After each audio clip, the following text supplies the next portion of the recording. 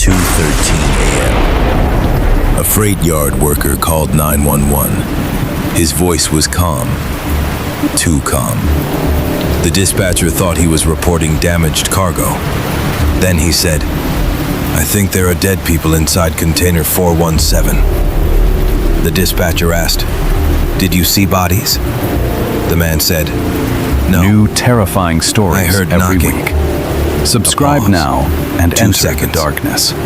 Then he added, "But the people knocking were supposed to be dead 8 years ago." Rain hammered the West Arlen freight yard. Steel containers sat in the dark, silent, cold, stacked like graves. Container 417 was at the far end, sealed, unused, untouched for 8 years. No one was supposed to open it. The caller was Marcus Vale, 42 years old, former firefighter, and the first man who opened Container 417 back in 2018. That night, 17 undocumented immigrants were found dead inside. The official report was clean. Oxygen failure, transport accident, no suspects. Case closed. But Detective Ethan Rowe noticed one thing immediately. Marcus did not sound surprised. He did not sound confused. He sounded like a man who had been waiting for this call to happen. Ethan asked him, "What exactly did you hear?" Marcus stared at the container, then said, "3 knocks." A pause. Then a little girl asked, "Are you still standing outside the door?" No one spoke after that. The seal was cut. The steel doors groaned open. Inside, nothing. No bodies, no footprints, no signs of life.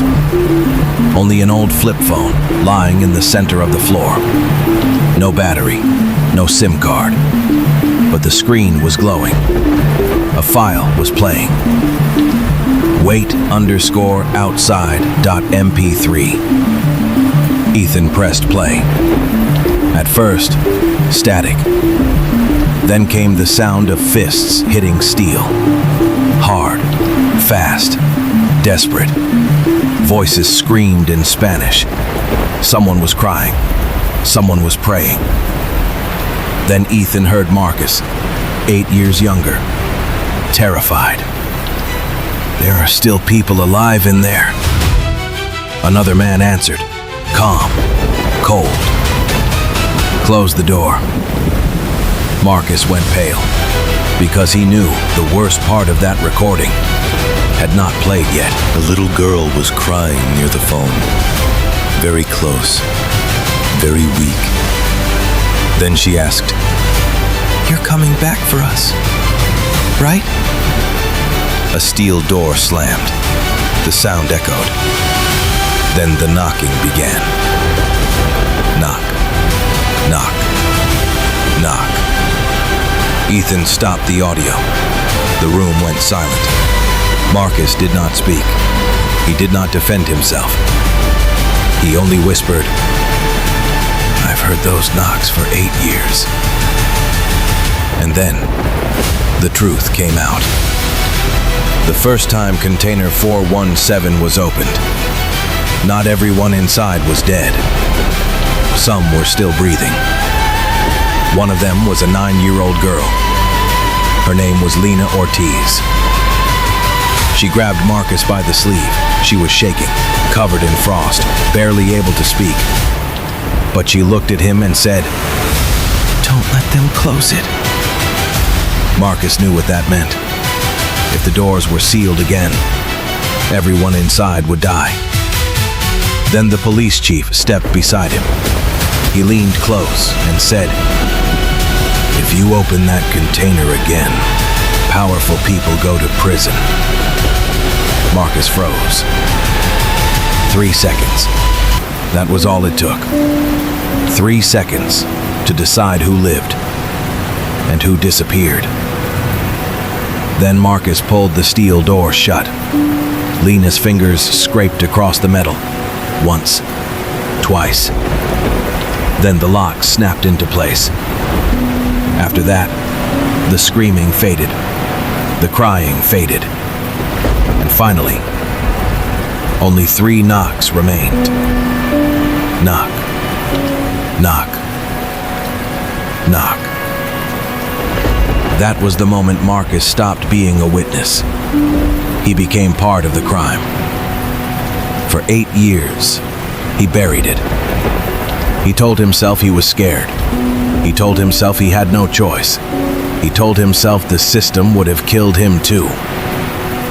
But then Ethan found the detail that changed everything. The 3 knocks were not random. They were not a distress signal. They matched the exact rhythm heard in the final seconds of the old emergency call. The call Marcus swore he never answered. Ethan played the old dispatch record, and Marcus heard his own voice. Not screaming, not panicked, whispering, "Wait outside." The room went cold, because Marcus had not only closed the door, he had told them to wait. And they did, until they died. Ethan found something worse. The recording inside the container had not been uploaded that night. Metadata showed it had been placed in the system 7 years earlier, scheduled to play automatically on the anniversary of the deaths. Someone had planned this, patiently, quietly, for years. Marcus started shaking, because only one person knew that recording existed. Lena. But Lena Ortiz was supposed to be dead. Ethan reopened the DNA records. The body identified as Lena had never been fully verified.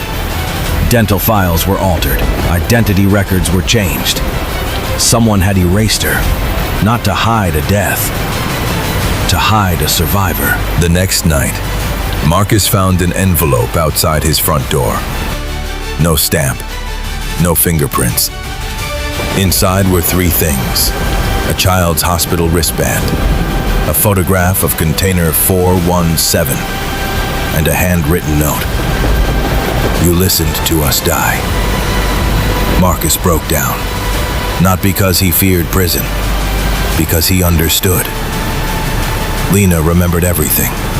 She remembered his face, his hand, the sleeve she held, and the moment he pulled away. Ethan traced security footage near Marcus's house. A gas station camera caught a young woman across the street, baseball cap, hands in her pockets. She did not hide. She did not run. She just watched Marcus's house. Then she tapped her fingers against a metal pole 3 times. Knock, knock, knock. Marcus saw the footage and whispered, "That's her." Ethan asked, "How do you know?" Marcus answered, "Because only Lena knows what those 3 knocks mean." They were not Morse code. They were the last knock, a distress signal. They were the last sound from container 417 before everyone inside went silent. 3 knocks from Lena's hand. Ethan found Lena in New Mexico, 17 years old, living under another name. No criminal record, no violence, no revenge killings. For 8 years, she had sent Marcus only one thing: sound, knocking, breathing, recordings. She did not want him dead. She wanted him awake. During their final meeting, Marcus asked, "Do you hate me?" Lena looked at him for a long time. No tears, no anger, just silence. Then she said, "I don't need your apology. I just needed you to listen." She played the final recording, the one no one had heard. In it, 9-year-old Lena was crying. Marcus's younger voice whispered, "I'm sorry."